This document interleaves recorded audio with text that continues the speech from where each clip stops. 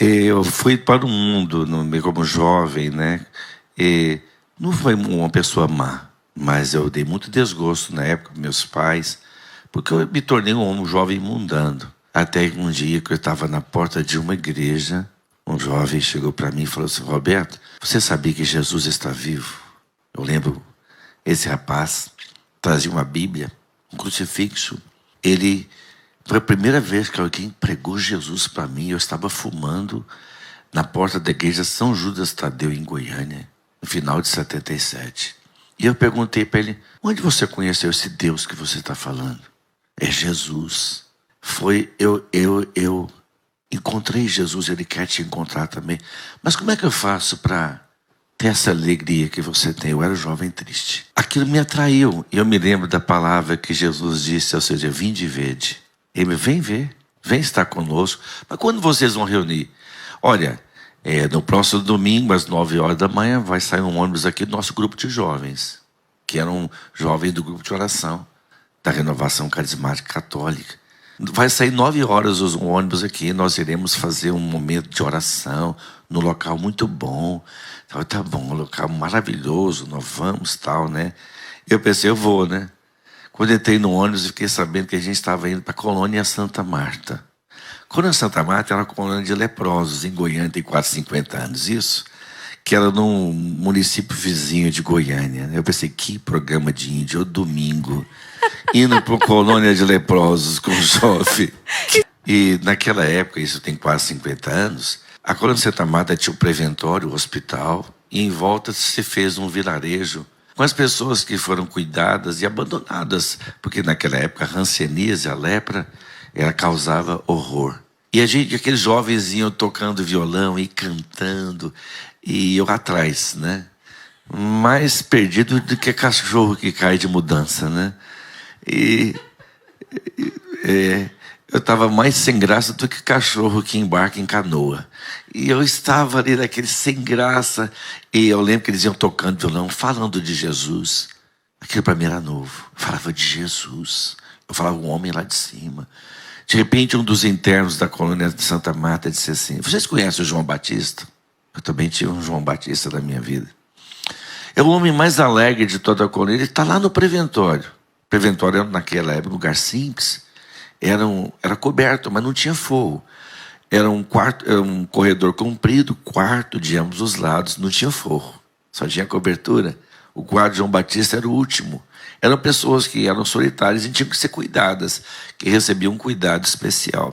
Os jovens com violão entraram no quarto do João Batista porque queriam conhecer o homem mais alegre da colônia Santa Marta. E aquela alegria quando chegaram lá, mas só se fazia ouvir a voz de João Batista. João Batista era um perfeito contador de casos engraçados. Ele começou a falar com uma voz forte, uma voz grossa, né? De modo que dos outros quartos, o João Batista vai contar mais história. Eles também conheciam a alegria dele. E foi no quarto dele, ficou apinhado de gente. E eu fiquei do lado de fora no corredor. Dava para ouvir a alegria autêntica dele.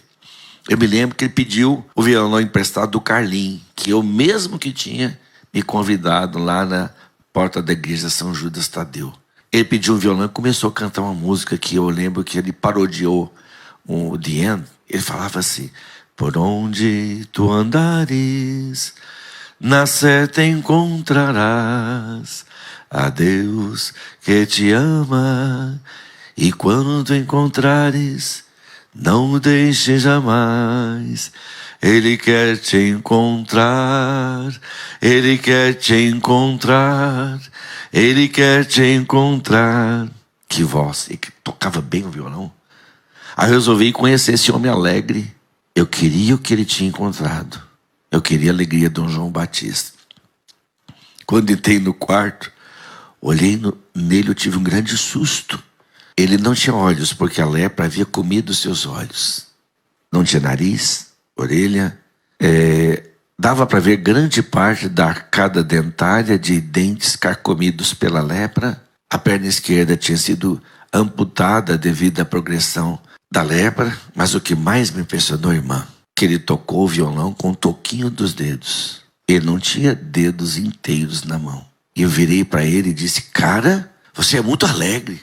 Ele me falou as palavras que eu nunca mais me esqueci, jamais me esquecerei. Disse: jovem, não podemos nos entristecer por causa de pequenos reveses que acontecem na vida da gente. Ele disse: pequenos reveses. Um homem todo mutilado pela lepra.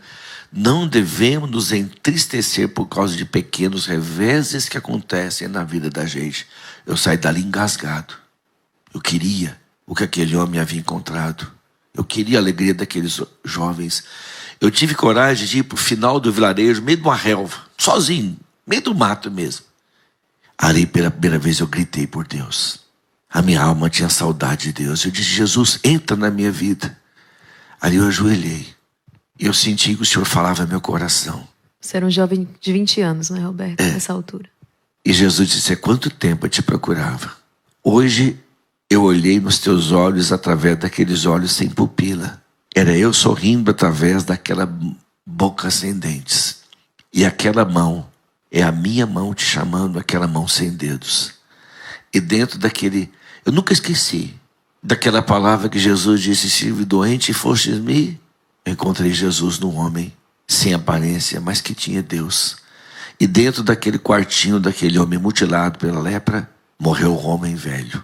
Eu encontrei a alegria do João Batista, que é Jesus.